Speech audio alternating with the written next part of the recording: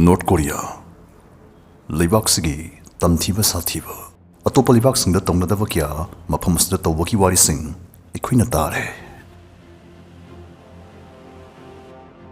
adubu kadigumbadadom North Koreagi Keisumshang singsi kamai tawjano moina moigi bondi singbu mataw karamna thamjano haiba sing matangda dedom taba yawbi kharabra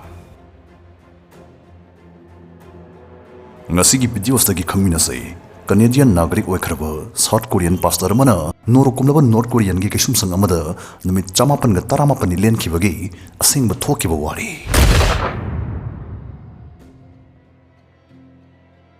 Young Sulim, South Korea mazane. Mana pakam sa pharpada, Canada jat kidunama, Canadian Nagrik moiki. Young Sulim, luhonglaba matungdama, Christian pastor moiraki. Pastor Lim, Magi apokpi mama unanaba South Korea da yam toina lae. Mana mama unabalak pukudingi North Korea gi border mi anakna khundariba laidaba praja singda ngamjaba sel chana thaknaba madi pirol sing hegek yantho amme. North Korea da changthok changsni yanaba yam akhanaba ID card amale. Hariba ID card se paiba myoi khajiktan adugi manungda Pastor Lim so amane. Adubu nongmade Matamda 2015 gi Wakjing Thane Pastor Lim Mausagum South Korea da mama unabalaku matamda North Korean tourism official amana call tawraga hairaki. Hello. Aikoi sida aruba meeting ama tawdori. Sida nangsu yawdaba yadabane. Thame. Pastor Lim hoi haibana tana upai leikide. No hek hairubada mana matung North Korea changbada khudong thiba nangdoribane. Soidrabane.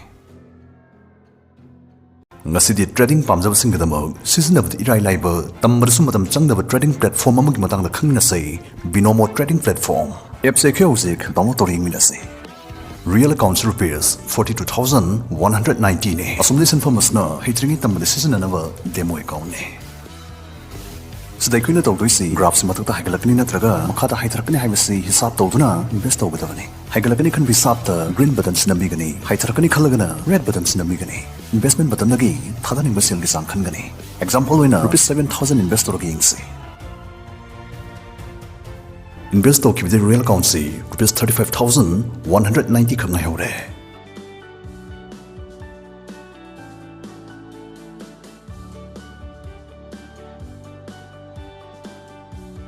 How's the view? Real account profit yauraga rupees 47,930 surumle.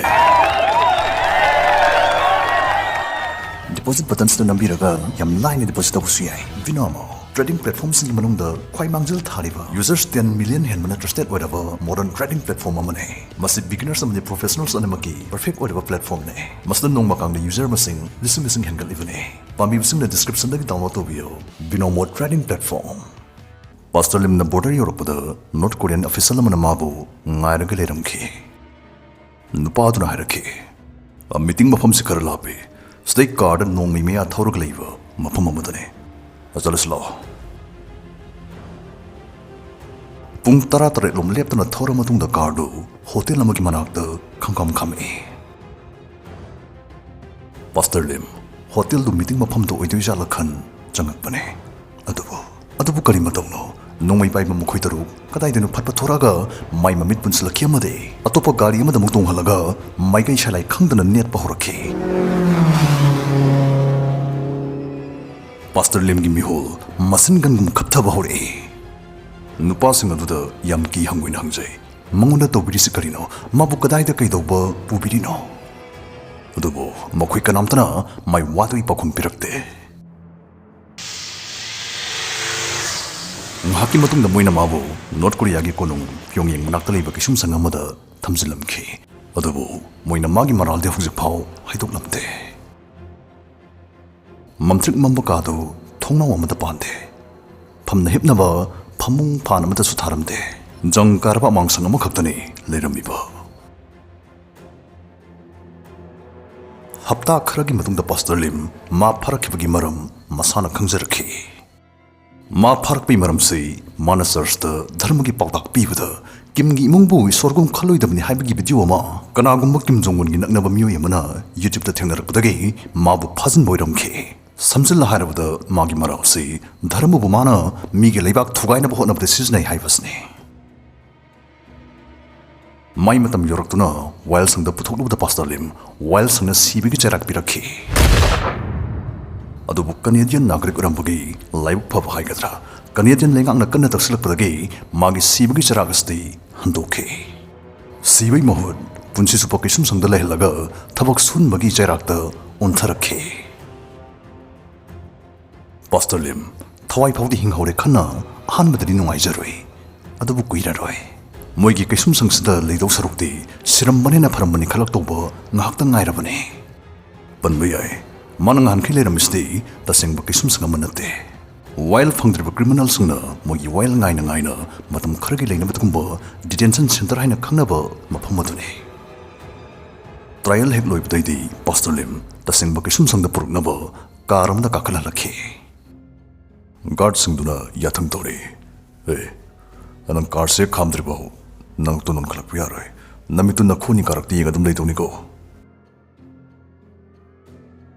pung khara thawraba matungda gardu khame moina ngak non khat yare haibaga pastorlim mangaktu tamna non khale barb wire ni koi question ba mallaba building ama mamangda leibaduri building ase KESUMSHANG ni sidani man leidoise building oizaragaso sigi KESUMSHANG ste pura thiga chaga tona baitune moina sida pidi bising se thakpa yaroi toba lahing lainang oina to bising ne pidi bisakse so inchang yaudave nungku phawa madi amotpna pikthanba jagang ne apaba WT machan amakaka sini mana char hingdoise hoi hapta amada yerum apurpa mutang mudi bizai sumnai pis amakak चाबो वाटपना पास्टरलिम मयांग फजन कंसले नाउसुनरे याम थुना अदुबु मयांग असु कंगलबस्ते फाउ मंगुन सोलिब थबक्सिंगस्दे मसा फबमन फाउ तप तागदब थबंग हक्तने नोंगफुंगान बदगी सेमगी हाइकोल मद लेबाक तहुनगने पोथानदबे पुंग याम याम क्राक क्राक लाउबा कन मलिबाक तस्तोहन मन पास्टरलिम मखुता ट्राइटिस नासलखि अदुबु मसिपुन मक्सुइदुनसु north Korea लिंगाकी कर्मचारी खुदिंगपु फतन उबदि याम चाउना लानगने पास्टरलिम मुंगाक सेलिब गार्डसिंग अदुगी मनुंगदा माबु नुसिजब गार्ड खरसु यावरखि मोइना पास्टरलिम द बीपी गी हिदाक लांथक अमदि बाइबल फाउबा लोना बिबिरमे इवन मचानपागा उनाहनबा फाउ सिनबिदुना उनाहनबिखि अगस्त तारिख 2017 नुमितसी पास्टरलिम गी मफमदा jail मनुंगी हाना-हानागी नुमित अमगुमदुम नोंगालखि अदुबु ngahangei gumana haikul lebak tawringai guard ama laklaga magi mafimrol yomsna bahirkhi madai hathwa thu mabu hotel amada purakhi